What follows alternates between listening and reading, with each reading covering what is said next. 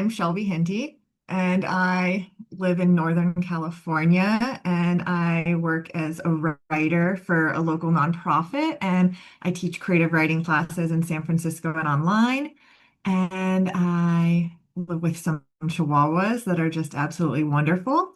And my first book is a novel called Howling Women, and it's told from the perspective of a woman awaiting trial after she has shot a man. And as she's awaiting trial, she's sort of writing out her confessional, trying to map out how she found herself in a position of hunting down and shooting a man.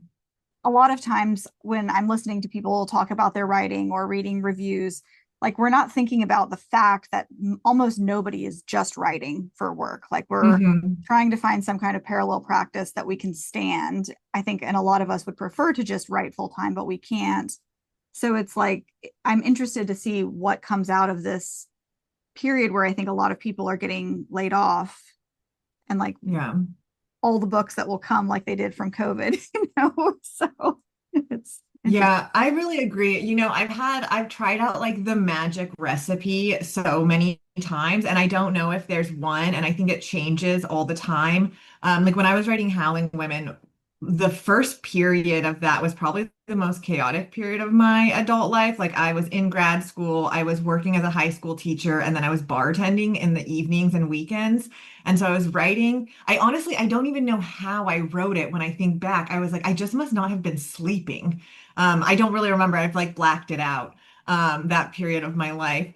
But I've kind of gone back and forth through the like all freelance or having some kind of part-time or full-time. And right now I've settled on, I really like having sort of a 30 hours a week at, a nonprofit and then some freelance here because I just think it's nice to whenever I found that when I was just freelancing, if I was constantly thinking about how am I going to pay rent, how am I going, like I felt like I ended up spending a lot of the time that should have been creative time hunting down gigs or writing things that I was trying to get published, where really I just wanted to be writing my book. And so I think one day I've never had just one job. So part of me is kind of curious, like, what would it be like to just work one normal 9 to 5?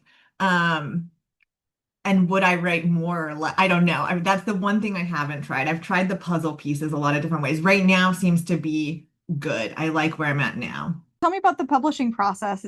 Yeah, so I didn't have an agent. I worked on it all through, not all through, but most of grad school. I think I kind of started it, I want to say the like December of 2017 or January of 2018. And I kind of gave myself like I think I said, oh, write 100 pages of this thing that I kept writing circles around. And I thought, oh, maybe it's a short story, maybe it's whatever. And then I was like, if I'm still interested in 100 pages, like then I'll commit to it being a book length. And I had way more questions after that 100 pages. I was way more excited. And so that's kind of what I spent most of the rest of grad school doing.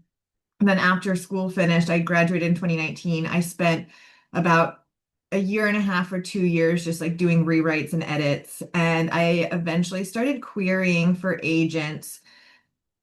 I want to say like the end of 2020, which was probably too soon. I'm so grateful that it didn't get published when I first started querying, but I got a lot of traction when I was querying back at the end of 2020. So I think a good chunk of queries that I sent, I got requests for fulls, and most of the responses to the fulls were sort of this, I don't know if it's a euphemism or I don't know what it means, but mostly what I heard was, I don't know how to sell this. Like I don't know how to market this, market, not sell. That was like the big word. Or I don't know. One thing I heard was debuting an author is very hard, and I don't know how to debut an author with this as their debut novel. So I didn't get much in terms of editorial feedback when I would get passes, though a couple people had said something that really stuck with me, which was that sometimes the flashbacks slowed the pacing down. So I sort of paused maybe for a year or so on querying, and I just did a couple more rewrites, really trying to, at the time when I had queried agents, it was a bit longer. And so I really, really wanted to make it shorter because I figured that this pacing issue was that like there was just too much going on. And so I spent that, a couple year, at least a year, just doing rewrites again and swapping with some friends. I also kind of at some point took a year off completely from writing it and wrote a draft of another book because that thing in the back of my mind that I kept hearing people say was send me your next book and maybe you could debut with that one and your first novel could be your second published book. And so I had this panic of like, oh my gosh, I'm putting all my eggs into one basket. So I sort of just like paused and did something else. And then at some point, probably maybe in 2022 or something, I tried querying agents again. And it was a lot of the same, from different agents was requests for fulls. And I don't know how to market this, or I think because the book had been different by that point was, I really like what you're doing and it's so original, but it's hard to place it exactly in the marketplace. If you make X change or Y change, then I think I could sell it for you. And I found through that process that I actually didn't want to like make it more like commercial or more often it was kind of like, oh, if you make it more like a thriller was kind of what I was hearing. And so that didn't really align with my goals. And so I just said, F it. I stopped querying and then I started sending it out to independent presses. And that's how I found my publisher, Leftover Books, which is run by Patrick Trotty. And he's incredible. He read it in like a day or two and got back to me right away. And I knew instantly that he was the person I wanted to work with because he talked about it so differently than all the other agents who had suggestions for revision, in that he just like really knew what I was trying to do and he compared it to some books that I really loved and thought like, oh, I think what they're doing is unique and interesting. And I think he just saw it in a way that helped me edit it closer to the book that I wanted it to be. And he didn't have like a lot of hands-on suggestions, but he had a couple questions that helped guide what became the final draft. And so I think I really lucked out because he helped me make it the book that I think I always wanted it to be. But one of the books that helped me figure out pacing, it's kind of hilarious because the book is like 700 pages or something.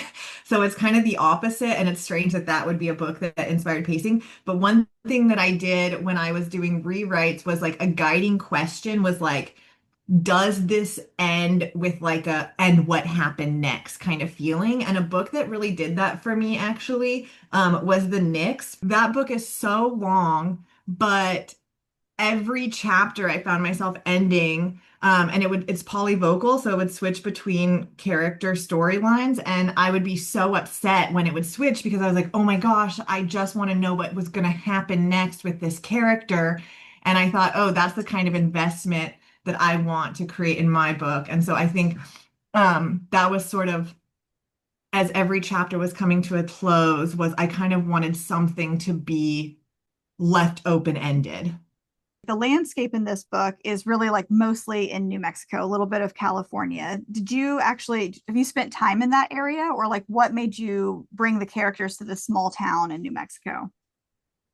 Yeah, well, I'm from southern New Mexico and I have lived in California for probably about 17 years or so. And I've never really gone back. I mean, I've gone back to New Mexico a handful of times since moving, but I don't have any family there anymore, and I haven't had any family there for a long time. And even when I did, I couldn't really afford to go back, but I felt like it's a place I've always been obsessed with, maybe because I wasn't able to go back for a long time, and maybe that was just something I told myself. I'm not sure, but it I definitely felt when I moved to California, there was like this yearning for this place that felt so special to me. And yet I also felt like I never wanted to go back. And so I think it's just like always taken up a lot of residence in my brain as something that I feel is so special. And like kind of magical, honestly. I've never been anywhere else like that. And I've been to so many places in the desert. My dad lives in Arizona, so I spent, a couple years living in Arizona. I was born in Nevada, so I kind of grew up in the whole Southwest, and New Mexico still stands out as very different. And so I think because I didn't go back, I didn't have a reason to go back. It didn't feel like home. Writing a book set there sort of allowed me to get to vicariously pretend or imagine myself into geography that I wasn't actually physically in. I'm loving how many novels I'm seeing that have a focus on women's anger and rage. I think it's fun and necessary. But I wonder if you have any thoughts about that trend and like how your book fits into it. Something I think a lot about, and mostly, I don't know if I've thought about the trend of it, but I've thought about like what does that phrase mean? Like what is the difference between like female rage and just like we don't have like masculine rage, or like I mean I guess we have like toxic masculinity, but that doesn't really necessarily have anything to do with rage per se. And so one of the things, and I think this was something that it took me a couple years into writing the book to realize was like a big part of it.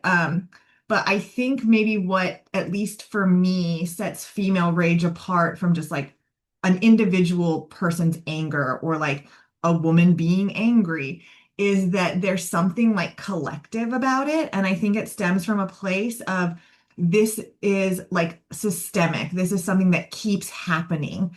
Specifically, this book is about like molestation and sexual assault, and like women not being believed. And it's like, how many stories do we have of women being assaulted? And like, there are these euphemisms that, the culture uses to talk about like rape and pedophilia. And we don't really name things for what they are. And then we say, oh, how sad. And yet it keeps happening. And like, I think there's like a rage that comes that can only exist through a collective experience. And like that this is shared. And the reason it's felt so strongly is that we're seeing it over and over and over again. And I mean, at least for me personally, I don't know if I can think of a single woman in my life that hasn't experienced some sort of like sexual assault or like, at least at the very least, like really inappropriate harassment, you know?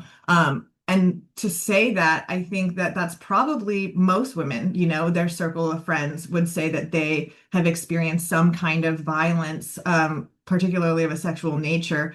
And so I think that like collective experience is maybe where, at least for me, how I make sense of that term or that phrase, female rage. That makes sense. And I think that the title kind of speaks to that collective experience of, for me personally, it's sort of like I think about like when I have felt that way, where do I put this feeling? And like what do I do with it? And for me, I've tried to make it a conscious decision, which I think a howl is kind of it's like a conscious, semi-conscious decision. Like you can make a decision to howl and sometimes it just kind of happens. So to me, that metaphor makes a lot of sense because I find myself, and I've talked to other women, I'm just like trying to like, should we like work out really hard or like the character in your book, like maybe like have like dirty. Sex was important to write, I think, in the book because one, I think there are a lot of crappy sex scenes out there. And so I really wanted to write some like juicy, authentic sex scenes or like that at least felt authentic to me. Because normally when I read sex scenes, I just find it so cringy, or even if I see it on television, like I just like I'm always like, that doesn't feel true to how it happens. But I think, there are a lot of narratives, the protagonist of this book is someone who's experienced like sexual trauma, which is sort of a phrase that I hate.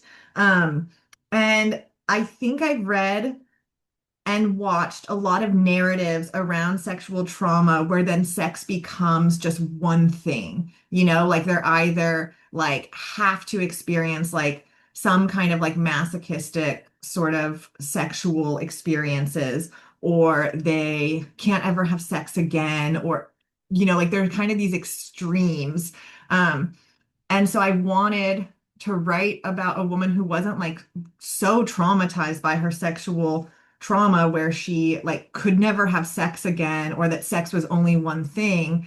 And I wanted her to be like a very desiring woman. And I think that she has sort of this like ravenous appetite for more and like not just sex, but like alcohol, like experiences, like she has this like appetite, which like I think in my mind, I sort of think of like this like God-sized hole and she's trying to fill it. And I don't necessarily think that that's just because of her past experience. I think that that is just something that exists for her. And so for me, I really wanted to write about like what if she has these desires that maybe border on like wanting to be, slapped and hit during sex, but that it's not so explicitly tied to maybe something that had happened. And I think in general, I just wanted to write about like where does desire come from? And I don't think she ever really figures it out, but I think she's kind of curious about like where her desire comes from and she questions it a lot. And yeah, I think that that was kind of something that I I wanted to explore. I think there's this misconception that if, specifically a woman likes one kind of sex with one kind of person, then that she always likes that kind of sex. And I think that that is like perpetuated by porn and sort of like masculine narratives, like as you're saying, like these, like locker room talk of like women wanting to get fucked because she's crazy, she's definitely not like gonna get wifed up anytime soon. But I think, yeah, I think that you're right in that it's so uh like it distills it down to something so simple when I don't think sex and desire are at all simple. I think that's like what makes them interesting is that like what you like one time might not be appealing to you another. And that's like really confusing and strange and also very thrilling and exciting. Yeah, I think that you're right. And I love novels because they give you like this non-judgmental portal into that, right? Because it's like, which is funny because you have like a little portal at the top of your, well, I know it's a vortex, but at the top of the cover. But Kind of a portal. yeah. But it's yeah, I really like that. And I really think that what's, the relationships between the main character and men and like the way that she talks about like should I even be with men? Because, do you want to speak about that kind of, I feel like it's a pressure that we have as women whenever things fall apart or our lives aren't perfect. It's sort of like you can do it. You don't need a partner. You don't need a man. And I feel like that conversation comes up between Howling Woman and Sabine in the book, and other people. It's like you really don't need to be with anybody, but then there's like desire and all these like need for intimacy and stuff like that. In general, I'm always sort of thinking about the stories that like feminism feeds us. And like there are a lot of narratives that I felt like I believed for a long time. And I think that there's a lot of, feminism that actually pits women against each other, which is sort of strange. But and I think that this idea of like wanting to be with a man or needing a person is one of those. Um, and I think it's tricky, right? Because I think that, like you said, there's like desire, which is maybe separate from wanting to be with a man or saved by a man. But I think it gets complicated when you're like, where is the line, right? Like there's this thing that I want to satiate, but then there's also maybe this like codependent side. And I think that is what makes it tricky is not knowing the difference and trying to navigate that. Like, do we, if we like have like a long history of like turning to men and sex and alcohol or whatever it is, like fill in the blank, to numb whatever life is throwing at us, does like that mean we have to be completely abstinent from that thing for some period of time? Or is this like there a middle ground? I don't have the answer for that, but I think it's something really interesting. And I think always questioning like where does this desire come from? Like, is the desire for the thing itself, or is it for this other thing I'm not admitting to myself? that I'm hoping it will be, which I think Sabine has for Angel quite a bit, right? Like she is really confused about what it is she is hoping he will mean for her or do for her. What are you working on right now? Are you working on another book, or have you already, are you sending one out? It's funny that you asked that because right before we got on here, I was working on an essay about working on a book that I had put on pause. Um, and I'm working on this. So I want to finish this essay first, which is really about um, sort of how in the middle of writing both my novels, two like enormous life changes happen that sort of change the trajectory of the novels themselves. For instance, like when I was writing Howling Women, like I got sober. And now I had been working on a novel that was about like marriage and addiction. And then I got separated from my husband. And so I am now like, so I'd been in the middle of rewriting that earlier this year. And then this separation happened, which was very surprising and unexpected. And so have been kind of trying to make sense of like, okay, how will this shape this book that I was supposed to be rewriting and hoping to have finished, this summer.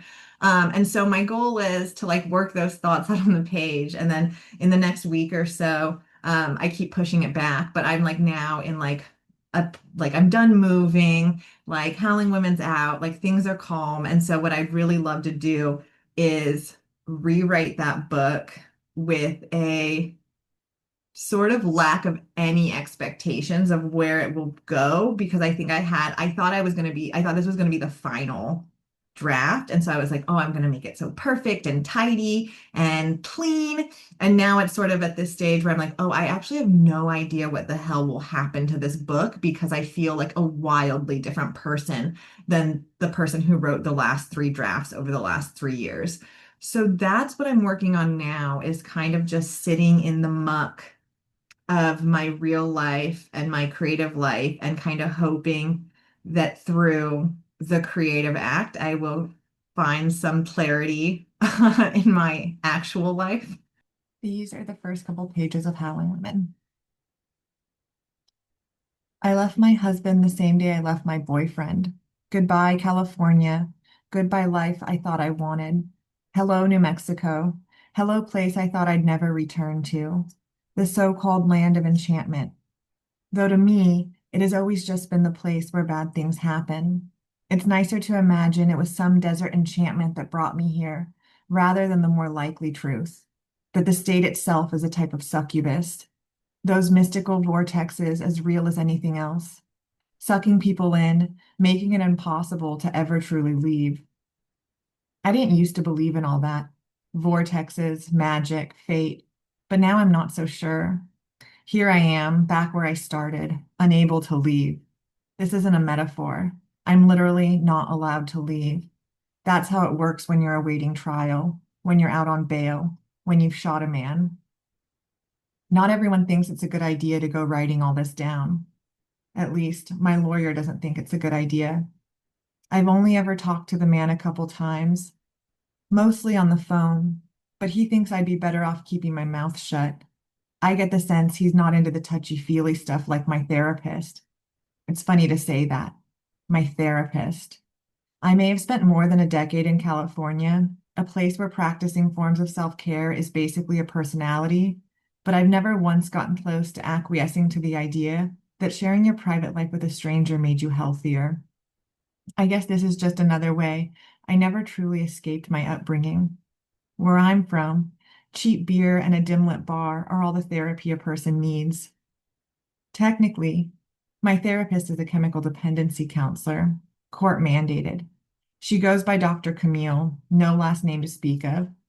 I'm not sure if she's actually a doctor or if it's a term of endearment from the other employees at the probation department. Her office is across the hall from where I pee in a cup twice a week to prove I haven't been drinking or using drugs, also court mandated. Under normal circumstances, I would be all for keeping my mouth shut. This never would have happened if I'd kept my secret a secret. It was opening my mouth to Howling Woman that got me here in the first place. She's the one who found his address, the one who suggested we get in her pickup truck and drive south to pay him a little visit, the one who brought the gun. For my part, she wouldn't have thought to look him up if it weren't for me coming undone. In the end, it was me that shot him, though. That would likely be all that mattered in the eye of the law. That's the problem with the law in general. It's always trying to assign blame, like such a thing can be done. The law doesn't care about the story, and the story is bigger than just the shooting. It goes back to our upbringings, mine and Howling Woman's. It goes back to shitty stepfathers, mothers that let bad things happen to their children, and growing up in homes where you drink away your feelings before they ever reach the surface. Maybe it isn't useful to go that far back. Dredging up the past hasn't brought me anything but trouble, but it's hard to imagine this story frozen in the present moment. Hard not to imagine that everything before now played a role in me getting here. Maybe my whole life was building up to this moment.